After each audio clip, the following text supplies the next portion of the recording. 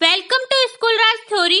तो आज हम देखेंगे क्लास 8 आरबीएसई सीबीएसई के सब्जेक्ट हिंदी का चैप्टर 8 यह है सबसे कठिन समय नहीं, तथा इसी के साथ देखेंगे इस चैप्टर के सभी क्वेश्चन एंड आंसर्स। तो फटाफट से स्टार्ट करते हैं वीडियो को।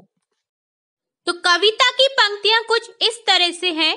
नहीं, यह सबसे कठिन समय नहीं, अभी भी दबा है चिड़िया की चोंच में तिनका और वह उड़ने की तैयारी में है। तो व्याख्या कुछ इस तरह से है। कवित्री प्रस्तुत पंक्तियों में लोगों को आशावान बनने की प्रेरणा दे रही है।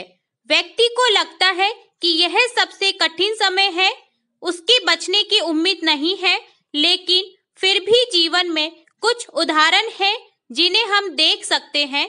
चिड़िया की चोंच में तिनका दबा हुआ है, वह अपना घोंसला बनाने की तैयारी में है। आगे पंक्ति है, अभी भी झड़ती हुई पत्ती थामने को बैठा है हाथ एक, अभी भी भीड़ है स्टेशन पर, अभी भी एक रेलगाड़ी जाती है गंतव्य तक जहां कोई कर रहा होगा प्रतीक्षा। तो व्याख्या समझते हैं। पेड़ से जो पत्तियां गिरती हैं उन्हें भी इकट्ठा करके अपने घर ले जाने के लिए लोग अपने हाथों से थामने के लिए बैठे हैं। लोग अभी भी घर जाने के लिए तैयार बैठे हैं। रेलगाड़ियों पर जाने के लिए स्टेशनों पर भीड़ बैठी है। अपने घर जाने वालों की कोई कमी नहीं है। अभी भी स्टेशन पर अपनी मंजिल तक पहुंचाने के लिए एक गाड़ी जाती है। अतः निराश होने की आवश्यकता नहीं है, यह सबसे कठिन समय नहीं है। आगे पद्यांश है, अभी भी कहता है कोई किसी को जल्दी आ जाओ कि अब सूरज डूबने का वक्त हो गया। अभी कहा जाता है उस कथा का आखिरी हिस्सा जो बूढ़ी नानी सुना रही सदियों से दुनिया के तमाम बच्चों को। अभी आती है एक बस अंतरिक्ष के पार की दुनिया से, लाएगी बचे हुए लोगों की खबर। नहीं, यह सबसे कठिन समय नहीं। प्रस्तुत पंक्तियों में कवित्री जया जादवानी ने आशावादी दृष्टिकोण अपनाते हुए कहा है कि यह सबसे कठिन समय नहीं है। शाम होने पर बाहर जाने वालों का इंतजार आज भी किया जाता है। कोई किसी की प्रतीक्षा कर रहा है कि घर जल्दी लौट आए। जीवन अपनी गति से ही चलता रहता है। नानी दादी आज भी पुराने जमाने से कहानियां सुना रही हैं। कहानियों में अंतरिक्ष की कहानियां रहती हैं जो कि दूसरी दुनिया के पार की कहानियां लाती हैं। दूसरी दुनिया में बसे हुए लोग अभी भी धरती पर संदेश दे रहे हैं। अभी भी मानवता दूसरे ग्रहों पर बची हुई है। अतः यह सबसे कठिन समय नहीं है। आशा बची हुई है, निराश होने की आवश्यकता नहीं है। यह सबसे कठिन समय नहीं का सारांश देखते हैं कि यह सबसे कठिन समय नहीं कविता जया जादवानी जी द्वारा लिखी गई एक प्रसिद्ध कविता है। इसमें आपने मनुष्य को जीवन की कठिनतम परिस्थितियों में हार न मानने की प्रेरणा दी है। चिड़िया अपना घोंसला बनाने के लिए एक एक तिनका इकट्ठा करती रहती है, वह उड़ने की तैयारी में है। गिरते हुए पत्तों को थामने वाले हाथ अभी भी हैं। रेलवे स्टेशनों पर भीड़ है। लोगों को अपनी मंजिल तक पहुंचाने के लिए एक रेलगाड़ी अभी भी तैयार है। लोग सूर्यास्त होने पर अपने प्रियजनों का इंतजार करने के लिए अभी भी बैठे हैं। सूरज डूबने का समय हो गया है, उनके प्रियजन घर को लौट रहे होंगे। दादी नानी आज भी अपने नानी नाती पोतों को कहानियां दूर देश में बसे अंतरिक्ष में बसने वालों की सुना रही है। अभी भी संसार में गतिशीलता जारी है, अतः निराश होने की जरूरत नहीं है। अतः उदाहरणों से प्रेरणा लेकर आगे बढ़ने की जरूरत है। यह सबसे कठिन समय नहीं है। अब हम देखेंगे इस चैप्टर के सभी कठिन शब्दार्थ। सबसे पहले है कठिन, जिसका अर्थ होता है मुश्किल। तिनका, जो होता है लकड़ी का छोटा टुकड़ा। झड़ती अर्थात गिरना। थामना अर्थात पकड़ना। रेलगाड़ी, जो ट्रेन होती है। गंतव्य, जिस स्थान पर पहुंचना होता है वह स्थान कहलाता है गंतव्य। प्रतीक्षा, जिसका अर्थ होता है इंतजार। अगला शब्द है वक्त, जिसका अर्थ होता है समय, कथा अर्थात कहानी, आखिरी अर्थात अंतिम, हिस्सा जिसका अर्थ होता है भाग, सदियों अर्थात पुराने समय से, तमाम जिसका अर्थ होता है बहुत सारे, अंतरिक्ष अर्थात ब्रह्मांड, खबर अर्थात समाचार।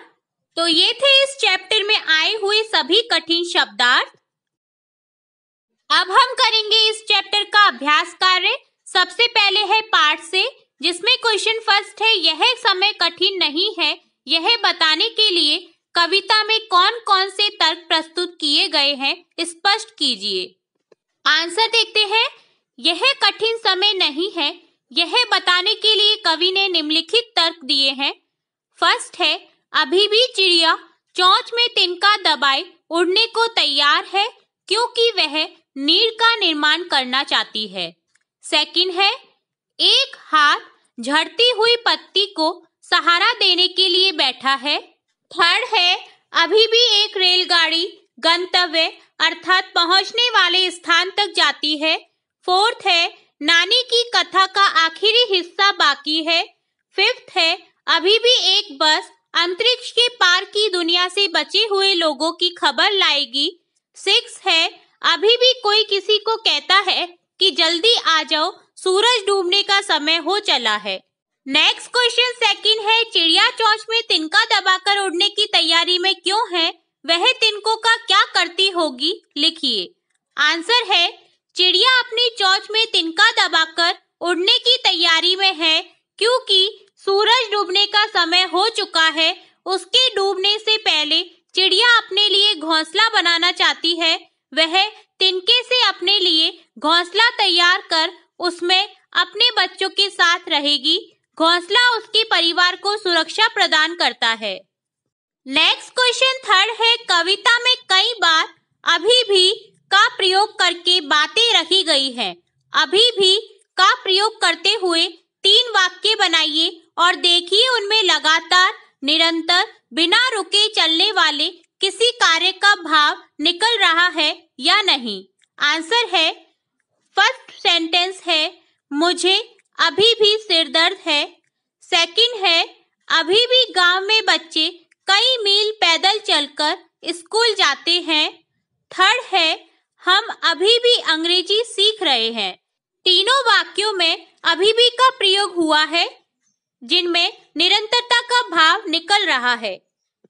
अगला फोर्थ क्वेश्चन है, नहीं और अभी भी को एक साथ प्रयोग करके 3 वाक्य लिखिए और देखिए नहीं, अभी भी के पीछे कौन कौन से भाव छिपे हो सकते हैं। तो वाक्य कुछ इस तरह से है। पहला वाक्य है, नहीं अभी भी मेरी परीक्षा की तैयारी कम है। सेकंड वाक्य है, नहीं अभी भी इमारत का निर्माण नहीं हुआ है। थर्ड है, नहीं अभी भी मेहमान के आने में देर है। तीनों ही वाक्यों में नहीं और अभी भी का प्रयोग हुआ है। अभी भी निरंतर चलने वाली प्रक्रिया का बोध कराता है तथा नहीं से कार्य के न होने का पता चलता है। अगला पार्ट है कविता से आगे, जिसमें क्वेश्चन फर्स्ट है, घर के बड़े बूढ़ों द्वारा बच्चों को सुनाई जाने वाली किसी ऐसी कथा की जानकारी प्राप्त कीजिए जिसके आखिरी हिस्से में कठिन परिस्थितियों से जीतने का संदेश हो। तो आंसर देखते हैं। जीवन उतार चढ़ाव का नाम है। जीवन में अनेक प्रकार की समस्याएं आती जाती रहती हैं। उनका सामना करने के लिए सभी को मानसिक रूप से तैयार रहना चाहिए। इन समस्याओं के सामने व्यक्ति हिम्मत न हार बैठे, इसलिए घर के बड़े बूढ़े द्वारा समय समय पर ऐसी कहानियां सुनाई जाती हैं जिनकी मदद से कठिनाइयों पर विजय पा सके। यहाँ ऐसी ही एक कहानी प्रस्तुत है। संस्कृत साहित्य के महान कवि कालिदास का नाम हम सभी जानते हैं। वे संस्कृत साहित्य के बहुत बड़े कवि तथा नाटककार के रूप में प्रसिद्ध हैं। उन्हें दूसरा शेक्सपियर भी कहा जाता है। कालिदास का जन्म कहाँ हुआ, कब हुआ, उनका बचपन का क्या नाम था, इस बारे में कुछ ठीक ठाक पता पाना मुश्किल है। इतना जरूर पता है कि ये बचपन में बहुत ही मूर्ख थे तथा गरीबी में जीवन बिता रहे थे। जहाँ रहते थे वहीं कहीं आसपास में विद्योत्तमा नामक युवती रहती थी, जो बहुत ही विदुषी थी। उसने शास्त्रों का अच्छा ज्ञान प्राप्त किया था। वह अपना विवाह अपने से योग्य पुरुष से करना चाहती थी। उसने घोषणा कर दी थी कि जो भी उसे शास्त्रार्थ में हरा देगा वह उसी के साथ विवाह करेगी। उसकी घोषणा सुनकर बहुत से ज्ञानी ब्राह्मण कुमार आते रहे, पर वे विद्योत्तमा को शास्त्रार्थ में हरा न पाते और पराजित होकर लौट जाते। पराजय से अपमानित ब्राह्मणों ने मिलकर एक योजना बनाई कि इसने बहुत से ब्राह्मणों का अपमान किया है, अब इसका विवाह किसी भी तरह किसी वज्रमूर्ख से करा देना चाहिए। ये ब्राह्मण युवक किसी महामूर्ख की तलाश में निकल पड़े। जंगल के रास्ते में उन्होंने पेड़ पर एक युवक को कुछ काटते सुना। ब्राह्मणों ने पास जाकर देखा कि युवक तो उसी डाल को काट रहा है जिस पर वह बैठा है। उन्होंने युवक को नीचे बुलाया और कहा कि यदि वह इनके कहे के अनुसार कार्य करे तो वे उसका विवाह अत्यंत सुंदर युवती से करा देंगे। विवाह की बात सुनकर युवक उनकी बात मानने को तैयार हो गया। ब्राह्मणों ने उसे अपनी योजना समझा दी और पंडित वेश धारण कराकर उसे विद्योत्तमा के पास ले गए। शास्त्रार्थ शुरू होने से पहले ही ब्राह्मणों ने विद्योत्तमा को बताया कि ये हमारे गुरु हैं जिन्होंने आजकल मौन व्रत धारण कर रखा है। इस समय वे केवल इशारों में शास्त्रार्थ करेंगे। शास्त्रार्थ शुरू हुआ। विद्योत्तमा ने एक उंगली मूर्ख युवक को दिखाई, जिसका जवाब उसने 2 उंगलियां उठाकर दी। जब विद्योत्तमा ने 5 उंगलियां उठाई तो मूर्ख युवक ने अपनी अंगुलियां और हथेली बंद कर दिखाई। शास्त्रार्थ में विद्योत्तमा पराजित हो गई और उसका विवाह उस मूर्ख युवक से हो गया। कुछ समय बाद जब विद्योत्तमा को पता चला कि उसका पति मूर्ख है तो उसने अपने पति को घर से निकाल दिया। पत्नी से अपमानित वह युवक काली मंदिर में रहने लगा और काली की पूजा अर्चना तथा खूब तपस्या की। इससे उनका नाम कालिदास पड़ गया। उसने विद्या अध्ययन किया और विद्वान बनकर पत्नी के पास आया। उसने संस्कृत साहित्य में अनेक काव्य एवं नाट्य ग्रंथों की रचना की, जिनमें अभिज्ञान शाकुंतलम, मेघदूत, विक्रमोर्वशीय आदि बहुत ही प्रसिद्ध हैं। कहा जाता है कि संस्कृत साहित्य में कालिदास के समान दूसरा कोई नाटककार नहीं हुआ है। नेक्स्ट क्वेश्चन सेकंड है, आप जब भी घर से स्कूल जाते हैं कोई आपकी प्रतीक्षा कर रहा होता है। सूरज डूबने का समय भी आपको खेल के मैदान से घर लौट चलने की सूचना देता है कि घर में कोई आपकी प्रतीक्षा कर रहा है। प्रतीक्षा करने वाले व्यक्ति के विषय में आप क्या सोचते हैं, अपने विचार लिखिए। तो आंसर देखते हैं। प्रतीक्षा करने वाले व्यक्ति हमारे प्रियजन ही हो सकते हैं। मेरे तो दिन की शुरुआत और अंत माँ के प्यार से ही होता है। सुबह में प्यार से माथा चूमकर जगाने में माँ का प्यार, नाश्ते में बनी पसंद की चीजों में माँ का प्यार, भले बुरे की डांट में माँ का प्यार, सूरज डूबने के साथ खेल के मैदान से घर लौट चलने की सूचना देता माँ का प्यार तथा जीने का सलीका सिखाता माँ का प्यार। नेक्स्ट पार्ट है अनुमान और कल्पना।